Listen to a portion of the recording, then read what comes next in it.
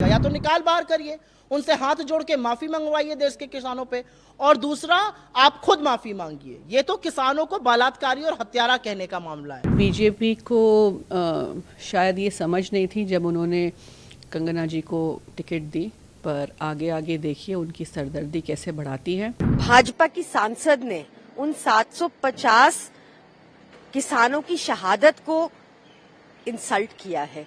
भाजपा की सांसद ने एक पवित्र आंदोलन को इंसल्ट किया है और झूठे आरोप लगाए हैं। बहुत मनगढ़ंत कहानियां बुनी हैं उस आंदोलन के इर्द गिर्द। क्या इस तरीके की बयानबाजी देना सही है?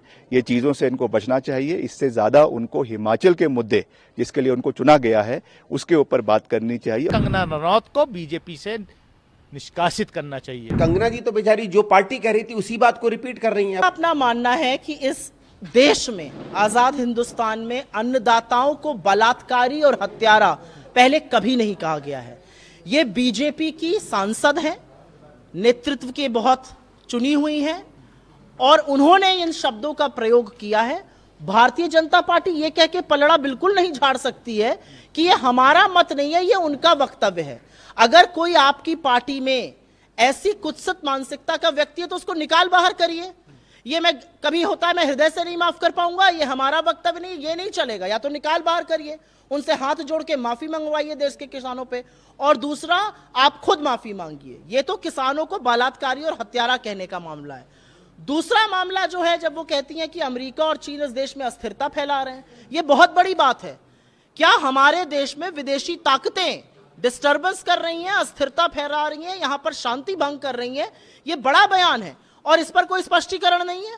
क्या इस देश के विदेश मंत्रालय को और गृह मंत्रालय को इस पर स्पष्टीकरण नहीं देना चाहिए? ये कैसे संभव है? हम कैसे चुप रह सकते हैं? सत्तारूढ़ दल की एक सांसद ये आरोप लगा रही है और सरकार को सांप सूंघा हुआ है। कि बीजेपी को शायद ये समझ नहीं थी जब उन्होंने कंगना जी को टिकट दी, पर आगे आगे देखिए उनकी सरदर्दी कैसे बढ़ाती है।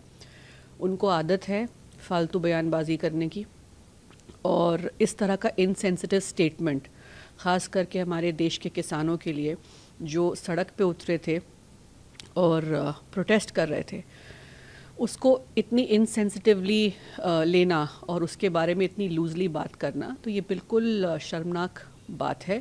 पर ये बीजेपी ने बीज बोया है तो वही संभालें अब।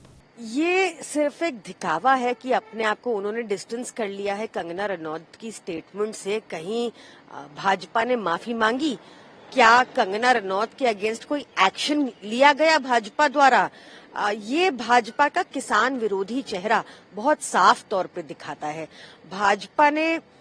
भाजपा की सांसद ने उन 750 किसानों की शहादत को इंसल्ट किया है। भाजपा की सांसद ने एक पवित्र आंदोलन को इंसल्ट किया है और झूठे आरोप लगाए हैं। बहुत मनगढ़ंत कहानियां बुनी हैं उस आंदोलन के इर्द गिर्द, जो किसानी को और खेती को बचाने का एक आंदोलन था।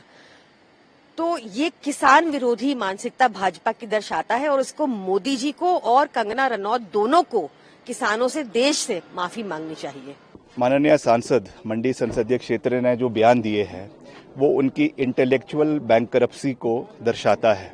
जिस तरीके से अपनी ही सरकार की विदेश नीति के ऊपर जो उन्होंने प्रश्न झाड़ दिए हैं, ना समझते हुए ना जानते हुए, कि कह रही हैं कि अमेरिका और चाइना का हस्तक्षेप जो है वो हरियाणा के अंदर हो रहा है। मैं जो हमारे केंद्रीय फॉरेन मिनिस्टर है शिवशंकर एस जयशंकर जी, उनसे पूछना चाहूंगा कि वो इसके ऊपर क्या बयान देना चाहते हैं। क्या वो मानते हैं कि हमारे इंटरनल मैटर्स में चाइना और यूएसए का इंटरफेरेंस हो रहा है? क्या इस तरीके की बयानबाजी देना सही है?